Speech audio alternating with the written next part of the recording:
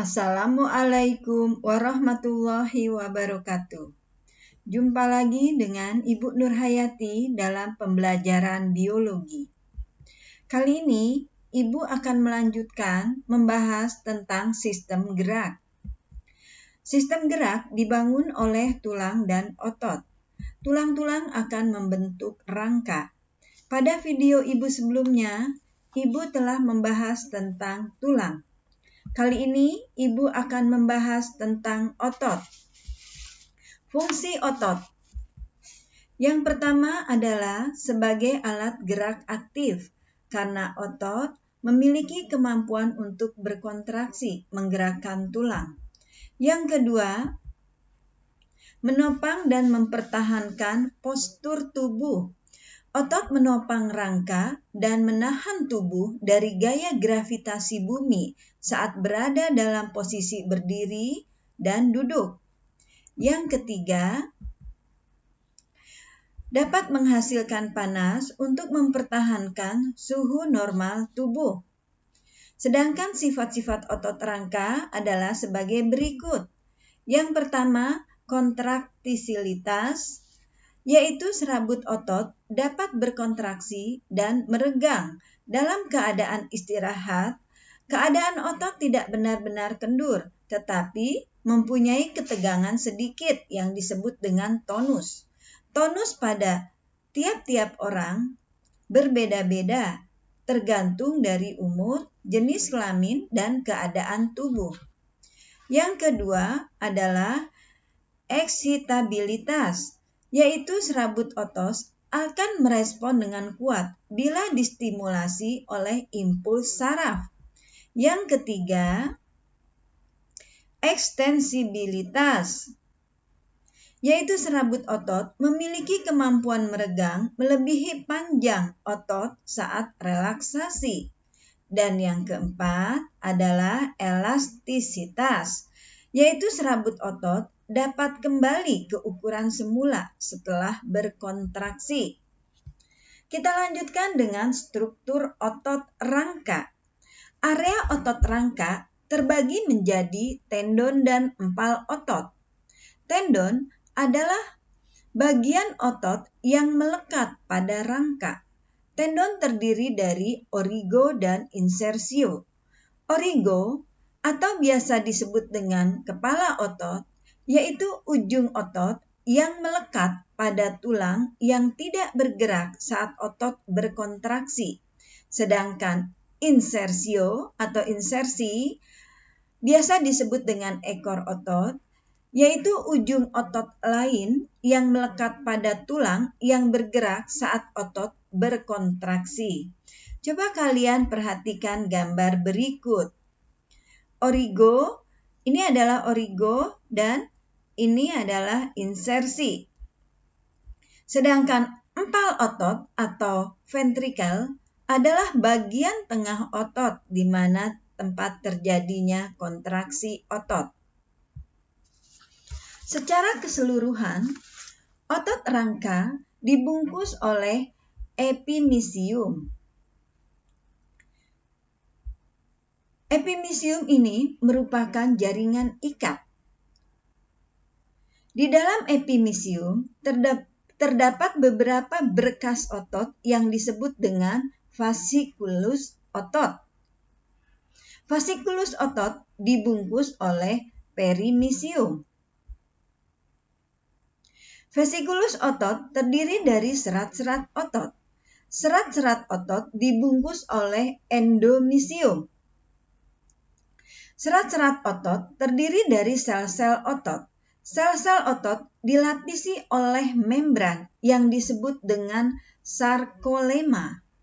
Di bawah sarkolema terdapat sitoplasma yang disebut dengan sarkoplasma. Sel-sel otot berbentuk serabut halus yang disebut dengan miofibril. Miofibril terdiri dari protein kontraktil berupa protein filamen yang disebut dengan miofilamen. Miofilamen terdiri dari dua macam, miofilamen tebal yang mengandung protein miosin dan miofilamen tipis yang mengandung protein aktin. Kombinasi antara miofilamen tebal dan tipis menunjukkan adanya pita gelap dan pita terang seperti lurik, sehingga otot rangka disebut juga sebagai otot lurik. Sebelum Ibu lanjutkan, Ibu akan memberikan pertanyaan. Yang pertama, jelaskan fungsi otot. Mari kita lanjutkan dengan mekanisme kerja otot. Tahapan mekanisme kerja otot adalah sebagai berikut. Impuls saraf tiba di neuromuscular junction, mengakibatkan pembebasan asetilkolin. Kehadiran asetilkolin memicu depolarisasi, perubahan muatan ion di dalam sel dari negatif menjadi positif, yang kemudian menyebabkan pembebasan ion kalsium dari retikulum sarkoplasma. Berikutnya, meningkatnya ion kalsium menyebabkan ion ini terikat pada troponin sehingga mengakibatkan perubahan struktur troponin tersebut.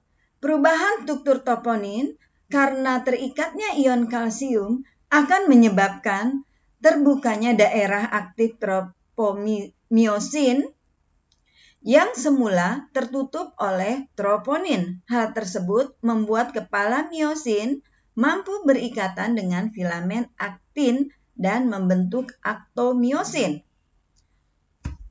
Perombakan ATP akan membebaskan energi yang dapat mengakibatkan atau menyebabkan myosin mampu menarik aktin ke dalam dan juga melakukan pemendekan otot. Hal ini terjadi di sepanjang miofibril pada sel otot. Myosin akan melepaskan diri dari aktin dan jembatan aktomyosin akan terputus ketika molekul ATP terikat pada kepala myosin. Pada saat ATP terurai, kepala myosin dapat bertemu lagi dengan aktin dan tropomyosin. Proses kontraksi otot dapat berlangsung selama ATP dan ion kalsium ada. Pada saat impuls berhenti, ion kalsium akan kembali ke retikulum sarkoplasma, troponin akan kembali ke kondisi semula dan menutupi daerah tropomyosin sehingga menyebabkan otot berelaksasi. Berikut adalah gambarnya. Otot berdasarkan sifat kerjanya terbagi menjadi dua, yaitu otot antagonis dan otot sinergis. Otot antagonis, otot yang kerjanya saling berlawanan. Contohnya otot bisep dan trisep saat mengangkat lengan tangan bawah. Sedangkan otot sinergis, otot yang kerjanya saling mendukung, contohnya otot pronator teres dan otot pronator quadratus saat tangan menengadah dan menelungkup. Berikut adalah gerakan antagonis otot. Coba kalian perhatikan antara otot bisep dan trisep bekerja saling berlawanan. Bila otot bisep berkontraksi, maka otot trisep berelaksasi. Begitu juga dengan sebaliknya. Gerakan antagonis otot lainnya, contohnya adalah fleksi dan ekstensi. Fleksi yaitu membengkokkan dan ekstensi meluruskan. Terjadi pada otot bisep dan trisep. Supinasi dan pronasi. Supinasi menengadah, pronasi menelungkup. Abduksi dan adduksi. Abduksi itu menjauhi badan, adduksi mendekati badan. Medial rotation dan lateral rotation. Medial rotation memutar kaki ke arah dalam dan lateral rotation memutar kaki ke arah luar. Elevation dan depression pada rangka pada otot yang menyusun mandibula atau rangka rahang bawah. Pada telapak kaki, contohnya dorsifleksi dan plantar fleksi. Sedangkan contoh otot yang bekerja sinergis ini terdapat pada otot lengan, pronator teres dan pronator quadratus. Sebelum Ibu akhiri, Ibu akan memberikan pertanyaan yang kedua. Jelaskan tentang struktur otot. Terima kasih. Assalamualaikum warahmatullahi wabarakatuh.